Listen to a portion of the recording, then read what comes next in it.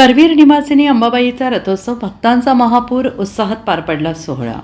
3.5 शक्तिपीठांपैकी एक असलेल्या महालक्ष्मी मंदिर कोल्हापूर येथील करवीर निवासिनी अंबाबाई देवीचा रथोत्सव सोहळा मोठ्या भक्तिभावात पार पडला। वाडी रत्नागिरी येथील ज्योतिबा मंदिर येथील चैत्र यात्रेच्या दुसऱ्या दिवशी पार पडणारा हा सोहळा शेकडो वर्षांची परंपरा जपत दरवर्षीप्रमाणे यंदाही उत्साहात साजरा करण्यात आला।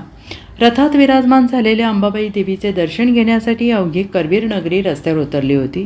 भाविकांच्या प्रचंड गर्दीने परिसर भक्तिमय वातावरणाने दुमदुमून गेला होता। यंदा अवकाळी पावसाची शक्यता व्यक्त केली जात होती। दुपारच्या सुमारास शहरात हलक्या पावसाचा शिडकावा देखील झाला, मात्र सायंकाळी पावसाने उघडीप दिल्यामुळे भक्तांच्या श्रद्धा आणि उत्साहात कोणतीही कमतरता आली नाही।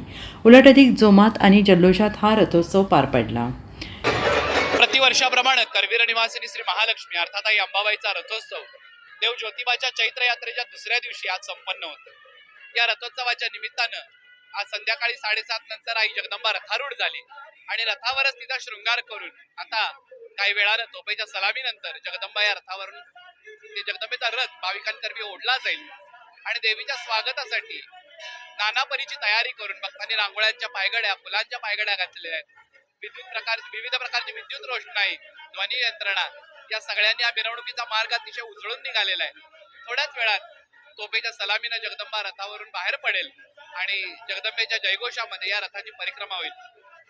यावर्षी पावसाचं वातावरण असतानाही भाविकांनी अतिशय उत्साही अशी तयारी करून हा संपूर्ण सोहळा सजवलेला आहे आणि आई जगदंबा त्यांच्या या सेवेला भरभरून आशीर्वाद देऊ दे हीच तिच्या चरणी प्रार्थना।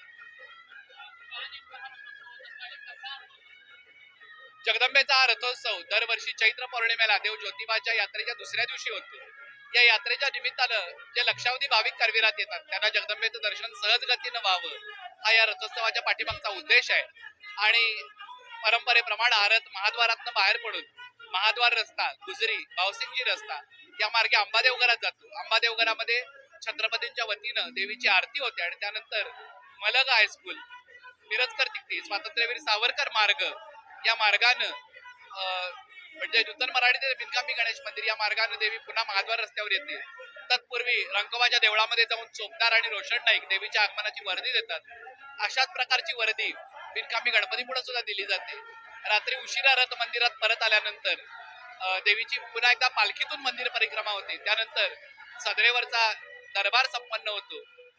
तोफेच्या सलामीनं सदर दरबाराची सांगता झाल्यावर कर्पूर आरती, शंखतीर्थवन रथोत्सवाचा सोहळा संपन्न होतो।